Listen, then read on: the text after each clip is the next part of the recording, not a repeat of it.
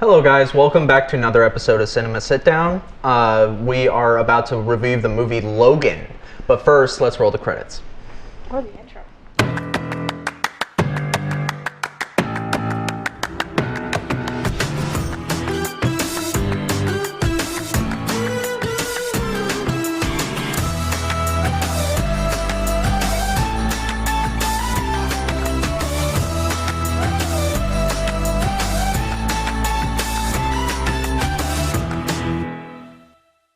Hello guys, welcome back to another episode of Cinema Sitdown. My name is Jake, and we have... Isaiah. I'm Thomas. I'm Sam. I'm Josh. And I'm Jake. What did you guys think of the movie? Like, what would you rate it 1 out of 10, first 1 off? through 10. If you were... To start out, I wasn't sure if I was still gonna like it since it first came out. I would say I still enjoyed it. It's definitely not the best movie I've ever seen, but I think it's a really well done superhero. I would give it like an 8, probably. All right. Well, oh, go ahead, sorry. I'm a huge sucker for those like old man stories. Yeah. So I'd probably agree. It's refreshing to see a superhero movie, albeit it's like 5-6 years old now, that like has creative direction is really nice. So probably like an 8. I've never watched it before, and it seemed kind of cool. I like the whole concept of, old men getting not soft, but like, Getting his butt kicked. But also like them to have feelings again. I like that type of stuff. So maybe That's an interesting way to put it. 7.5, maybe.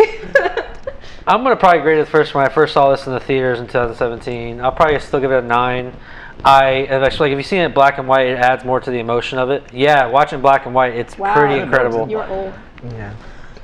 Sorry. Well, No, it's really good because if you're someone who's a fan of X-Men, if you're a fan of Hugh Jackman who played Wolverine in 2000, if you follow it along, like you can still get a good story out of it, like someone with Sam who hadn't seen it yet or still know the franchise, but with someone who's followed it, like any of us, you see the transition, like how he progressed from just this old person who his healing factors aren't working and things like that, and he's like getting more prone to these injuries. And spoiler alert, I guess, I don't know, there's a reason why he's slowly dying. I don't want to give away spoilers. Or do we give away spoilers? well, I mean, to be honest. In the show Okay, well, his adamantium is just slowly killing him. Spoiler alert. And Go ahead. Also, did you guys ever pick up the dialogue between Xander Rice and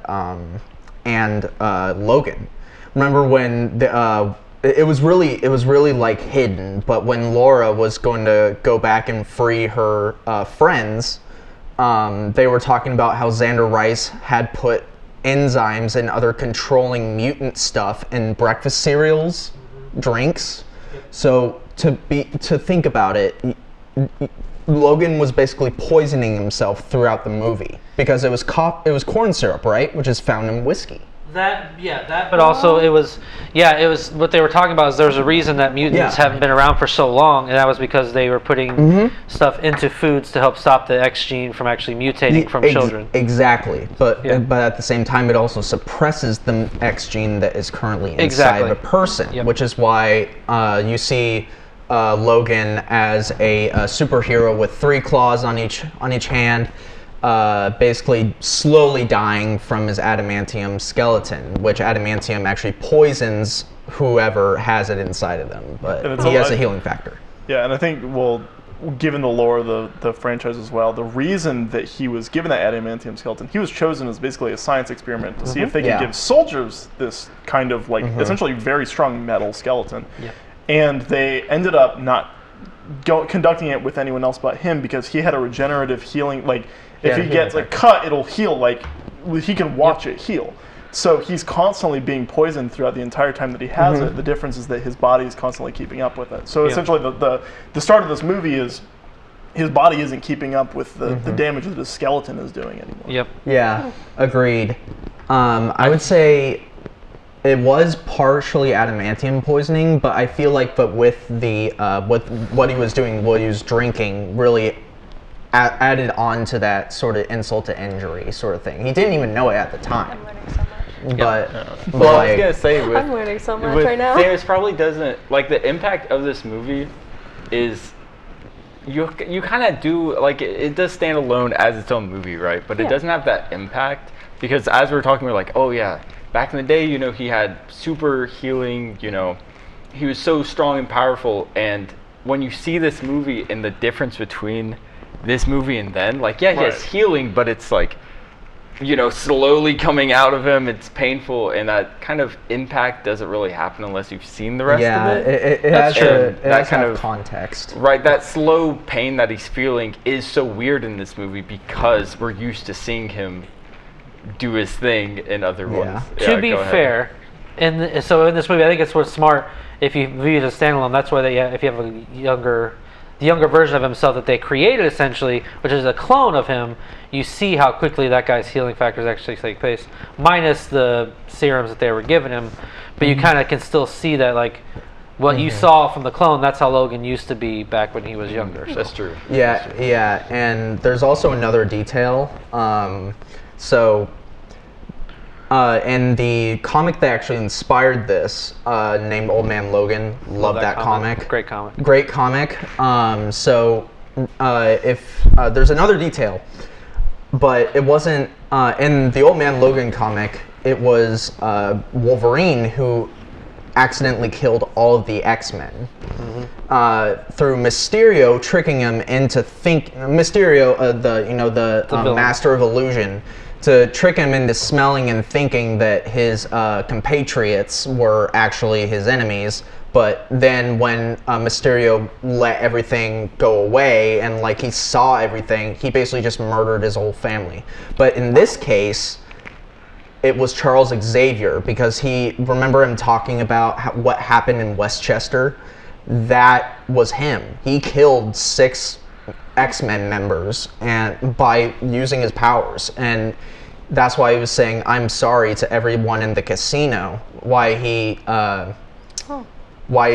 was like, Logan, I didn't realize it up until now, but I'm sorry. And then his last moments were the boat. Yeah. And just dreaming of a better place. I do like that change, because just like anybody with old age, when you start to have like more dementia or start to have more strokes and stuff like that, when you account for what Charles Xavier's powers are, what he can literally do, it would make sense that he would have some sort of a stroke or something, and it would cause his powers to do what we saw in the films. And so seeing, like, I actually liked that change, and it made more sense. Like and they never say it outright, but I'm pretty sure like people he killed were like Cyclops, Storm, Jean, like all the X-Men that we knew, which is why it was just them 2 left. And it was just go ahead. Oh yeah. Well, also I was gonna agree, but also just kind of like in a storytelling perspective, I feel like having Xavier be the one who killed just makes him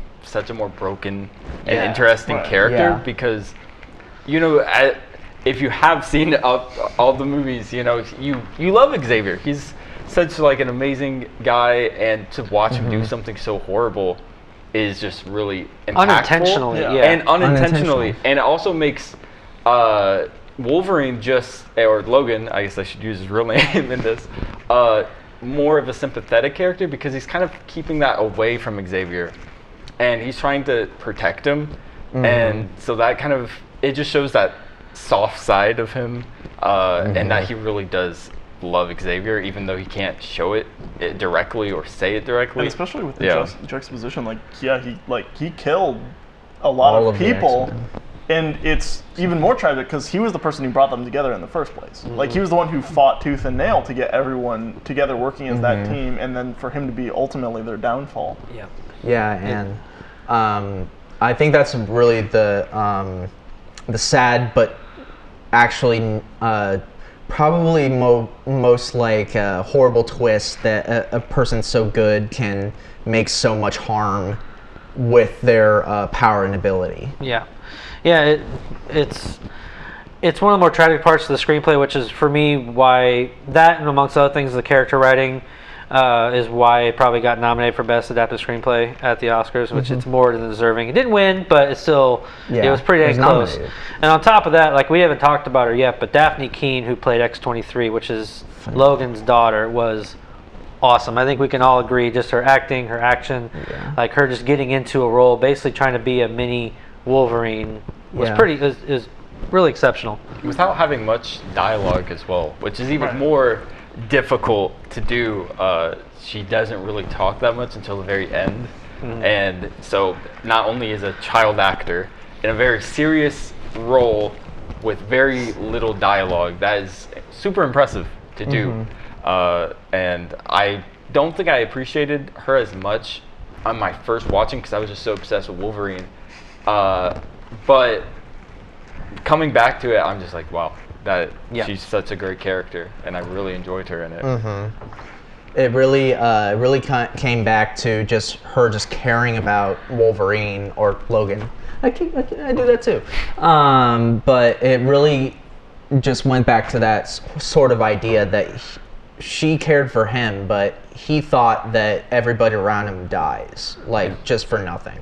And that's, I think, what his mantra was up until he, spoiler, he injects himself with the serum, which is also explored in the Old Man Logan comics, which is actually a continuation. But he has this thing called Regen X, which is basically like a serum that can help you heal. But it was basically the aftermath of Logan, so they had to do something. Like they had to kill Wolverine and put a new Wolverine in the playbooks called Old Man Logan because he teleported to him. It's really complicated. Well, that's something that I think is to be said about the quality of the movie, is that with a lot of just superhero movies in general, I'm not going to go on a whole tangent about Marvel right now and everything like that, but adapting things like comics that have very convoluted storylines that rely on you knowing, potentially years of material up until this point, taking that story and cutting it into like 120 minutes on film is really, like, it's no small feat, and especially for one that's done well. I mean, I don't know if I've met anyone who said that this is a bad superhero adaptation. I think a lot of people have said it's one of the better ones, and I don't even know if that's because it's an adaptation of a superhero or if it's just because of a compelling story on top of the characters that we already know. And I think that's the beauty behind it. So I'm curious, like, we've all been going off tangents because we're knowledgeable of the franchise, but like Sam, who hasn't seen it, like, what did you think, like, just like someone who's not familiar with all of it, like, what about you? I'm not like a huge movie critic. I'm really easy to impress. Like the whole storyline of Wolverine and his daughter was all very heartwarming, and I liked it, even though they fought the entire time. I thought it was very sweet, and then the end when she turned it to like an X, honest to God, I almost cried. I was very emotional about that part. I was like, oh, I thought he was gonna come back again, but I guess not. No. Does he? No. Well, because if you want to ask, does he? Does that one? That one? No. That one is gone. Spoiler alert. Well, it's not actually spoiler alert that a version of Logan or Wolverine will be in Deadpool 3. And more than likely, he will be in Secret Wars, which is all part of the MCU now. Oh, like a version, like the clone that he was? No, it's we don't want to get into that whole thing. It's different universe. Different universes. I don't want to get. But you will get to see Hugh Jackman as Wolverine again. Okay, since she doesn't know much, can we talk character origins? No, I mean, if you want to, sure. Okay. So, a man is born in in 1849. A man is born in a very rich household in northern Canada. That boy is known as. Remember how his name was James Howlett as an alias? No. Okay. James Howlett is secretly born from a peasant farmer who works for the big household that. Long story short. Logan, the person with the claws and everything, didn't always have metal claws. He had bone claws, and he had bone claws. And what happened is that so they were just his bones. Yeah, they were just his bones, and that's why it's called an adamantium skeleton, because it was a coating put it on it. But long story short, his real parents were. his real parents were the peasant farmers, not the actual big people. So and that's part of his healing factor, is the fact that he's lived so long that he doesn't actually realize he's over 200 years old. Yeah. So. He's over 200 years old, and the adamantium and the there's also there's 7 movies. Even just ignoring the comics, there's 7 movies that are supposed to take place before this one. What? And I've seen all but 2 of them. So I feel like I'm well versed enough. So I'm kind of in the same boat where I don't know this stuff off the back of my hand. I haven't watched. So what I'm hearing is we need an X-Men marathon. Oh god! I tried doing that 3 years ago. It took me a week to get through them all. Just a straight up X-Men. I'm not doing that. If you do that, I will not show up. Thank you so much. Thank you. I appreciate the invite. But I will not be doing that. So I had something that I wanted to bring up, and I'll try and make it short. So this is one of the movies that I think does a really good job of showing near future. Yeah. So it takes place in the late 2030s. 2029. Okay, so late 2020s. So we've got a lot of near future technology. So they've got pretty advanced cybernetic limbs. They've got what they call auto trucks. 24. Is that what he was saying? Yeah, 24 Chrysler meant 2024. I was very confused about that because I was like, "What do you mean 24?" I'm confused. I didn't know this was in the future. I thought this was present time. Yeah. So this takes place in near future. Oh, so going with the mythos of specifically the movies, this character first shows up. He's in his 30s in the year 2000. Yep. When the original movies came out, I believe. So he's an old man then. Right. And he was born again in what'd you say, 1849? 1849. So he's almost 200 years old. Whoa. Yeah. Yeah. But because he regenerates, he just kind of keeps going. That sucks. It's an eternal life. But going off of that, it handles the near future in making it a prominent, makes things that shouldn't be possible in the real world possible, but also does it in a way that feels tangible. And I've seen a lot of that in current media of near future stuff. The show Black Mirror is entirely centered on near future technology ideas. And I don't know, I just kind of wanted to get a small discussion on that. Yeah, no, I mean, it made it feel very tangible and real, like you said. And I found it very interesting that a lot of it, throughout the film, you have all this higher technology, but if it wasn't, I don't know about you guys, but it felt more darker, more real, more grungier, Realism. almost in a weird way to say it. You see, the world's become almost dystopian in a sense. People all people are on hard times, or something. I would like to say that was a good point. That was a good thing that I liked about the movie. I watched a lot of superhero movies in my time, not enough to know anything about anything that happens in them, but I've watched them, kind of.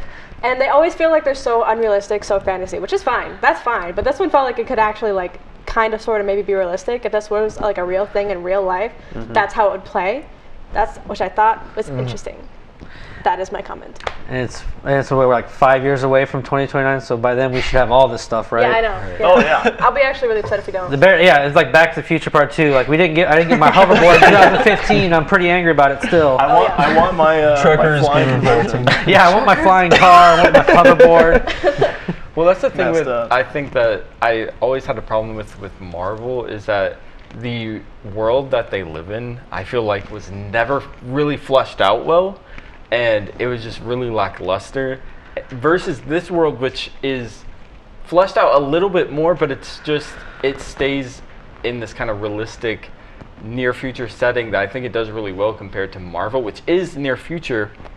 But I feel they don't really show it that much. It just feels this is kind of modern day with super high tech out of nowhere. It's the world is still pretty much modern, just with super crazy tech. And it's just, I feel it doesn't fit as well as in Logan. That's there's an old writing adage that's well, everything in the current world is the same except there's magic. Okay, well, if there was magic, then everything wouldn't be the same because so many things would be vastly different. It's the same kind of thing, and this one takes a very realistic approach of saying okay, this is a thing. How does this affect the entire world and universe that we're seeing?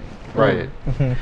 But I mean, I'll let you guys go around. I mean, overall, I still think this is a great film. I mean, I'm happy. Oh, yeah. I thought this, when that came out, I thought it was going to be the last time we was going to see Hugh Jackman as Logan, but obviously it's not. We're actually going to see him probably at least in 2 more films, but I enjoy the heck out of it. Again, if you guys want to see it in black and white again. It changes perspective. I liked it for not knowing anything about the series at all. I really enjoyed the movie.